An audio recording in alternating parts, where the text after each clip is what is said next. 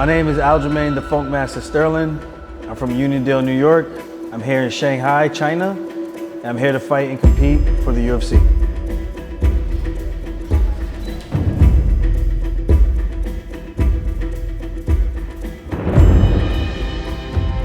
We came to Shanghai a little early, about 10 days before the fight. Just wanted to get acclimated with the time zone change and things like that. I think that's a very important thing, especially when it comes to sleep, the weight cut. It's really hard to leave the week of the fight. You lose a day of training, you're trying to do the water load. It can be very, very difficult to make weight. So we came out here 10 days early. We got to do a lot of training at the UFC PI. We came down to METHOD MMA. We got to go to both locations. The first location, we did some grappling, some real high-level grappling. We had a couple brown belts, a couple black belts, and Merab and I got to do some training and really get into work with the guys, working in different positions. I would have liked to have done a little bit more drilling at first, but we kind of just got right into it, so that was exciting. We started on the wall, do some grappling rounds, positional defending takedowns, and then we went to the bottom on the mat, start working some positions, bad positions, good positions, all positions that I could possibly have been in with the fight with Brian Ortega. Just making sure we leave no stones unturned. So we had a great training session. Hello guys, today we don't have one, but we have two great UFC champions.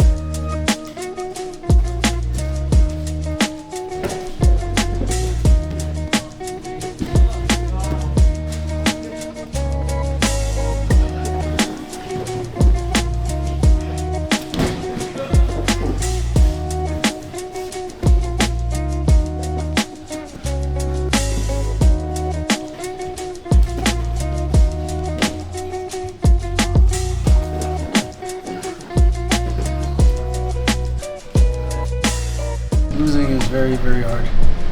But the good thing is you can always watch and learn and see some of the mistakes you made and see how you could get better. Whenever I win or lose, I always go back and I watch the things I did good, watch the things I did bad. And this always helps me going into the next fight, just so if I'm looking at my next opponent, trying to understand some of the things that they might be looking to take advantage of, right? So I think every single fight is an opportunity to grow and get better. You just keep growing. Just figure out the mistakes, learn and understand yourself. I think once you understand yourself, that makes it so much easier with anything than just trying to do things that people think you should do, but understanding your body, understanding what works for you the most. That's why I like the sport, because no matter what, anybody can win on any given day, and it's not always the best guy that wins. Loss in MMA is painful. It's not like a jiu-jitsu, it's not like a wrestling loss, it's different. It's painful, really painful. But if you really love this, you have to continue, because 5 years later, this will be late, you know? You cannot get back. Now it's your time to do your best. Even you fight and maybe sometimes you lose, but you still represent your team, you still represent your family, because there is a lot of jiu-jitsu guys, a lot of wrestlers, there is a lot of soccer players, but the fighters very limited. Not everybody can fight, you know. Now you can fight, you're a good age, this is your best time, this is your prime, and you should just keep pushing, you know, do your best, you know what's gonna happen. Should you more focus at the striking or wrestling, or keep going on jiu-jitsu? Yeah, I think it's good to learn striking, but I wouldn't make it like you're trying to be a striker, unless you want to be, because you need to put in the same amount of hours that you did for jiu-jitsu, you know, so it's gonna be very hard. Well, I think you see some guys that are like Damian Maia, who they know how to get to where they want to be for jiu-jitsu, get to a body lock, get to the single leg. You're not going in there trading in the pocket. That's not their style. So it's like the same thing, understanding your style. Know thyself, know thy enemy, you know thyself, win 1,000 battles. I really do believe in that, you know. You want to work your striking because you want to have the conditioning so that you can strike.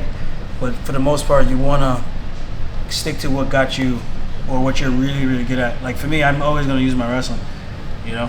But I can strike if I need to strike. If I get to that point, I'm going to strike.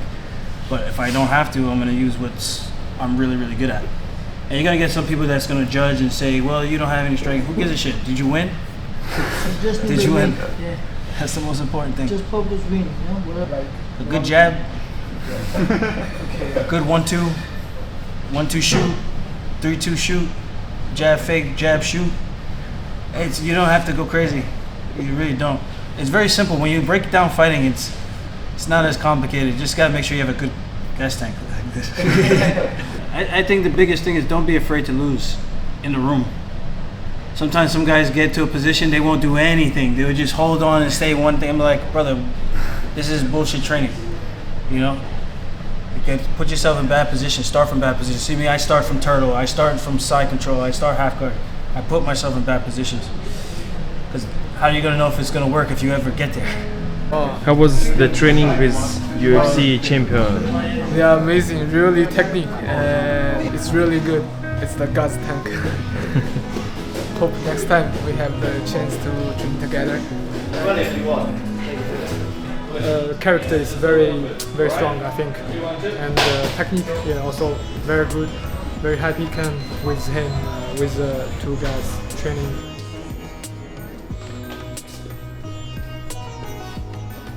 Then we got to go to Method MMA at Pudong, where we had a bunch of people just lining up to grapple with Merab, which was super interesting. I thought everyone was gonna be like an open grappling session. Everyone was gonna grapple with each other, maybe rotate, get around with Merab after they do their 5 minutes. No, everybody just sat there waiting for Merab to go one by one with everybody. And it was very enjoyable to watch because he didn't get tired. He submitted, I think, everybody, maybe except for 1 or 2 people in a 3-minute round. And I thought it was very impressive. And I think the people who were there got to watch that were very impressed with his grappling and just his heart, his conditioning, his stamina, and willingness to compete. He just enjoys it. And it was just really fun. A great environment. Everybody was having a good time. And we got to talk some Q&A stuff with the fans afterwards. What's up, bro?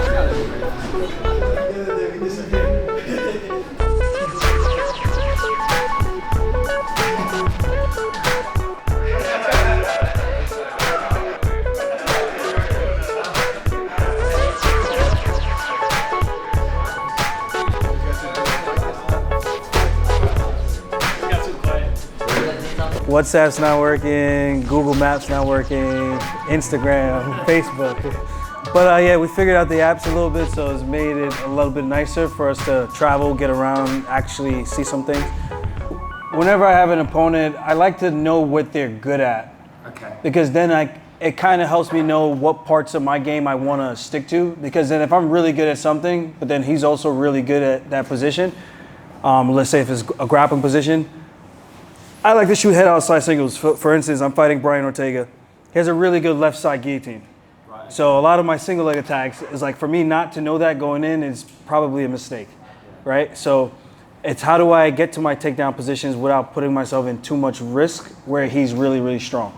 So working things like that, understanding my game, I think when you understand your game, it helps you really understand your opponents and how to break them down, seeing where their weak sides are. And if you're good in that position, you could try to force the fight or the match into that position that you want it to be in. So that's how I've always trained for wrestling. And I feel like I brought that over to MMA and it's what really separates me. I think because I know what they're good at and I know how they make adjustments in certain positions. Like if they're losing, their mentality switches, right? So now they want to be super aggressive and they start attacking constantly. So then you can use that aggression against them, take them, dump them on the butt. So understanding the psychology of how they are in each fight when things are different. If they do the same stuff over and over, it gives you a better idea. Versus from each fight, if they change their behavior, then it's a more of an unpredictable matchup to kind of, when you get in there, you don't really know what you're gonna get. Usually Mondays are my hardest days. Sometimes 3 or 2. We do striking, grappling, sometimes a lift. And Tuesday, usually like a grappling, more of like a technical session. And then Wednesday, now I spar. I used to do another grappling session or technique. Now Wednesdays I spar. And Thursday, grappling again, usually 2 sessions.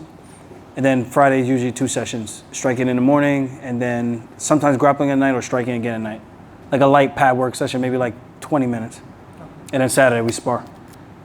I have to listen to my body a lot more. Before we just go live rounds all the time, like 5 days a week sometimes twice a day.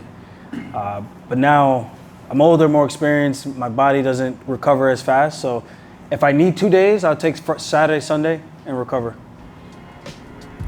Usually the sauna like once or twice a week, or I get in the hot tub once or twice a week. I don't really like the ice bath. The ice bath is, I don't like the cold. But I do PT like 3 or 5 times a week, especially now, because I have a lot of injuries, surgeries, so I gotta make sure everything is holding together.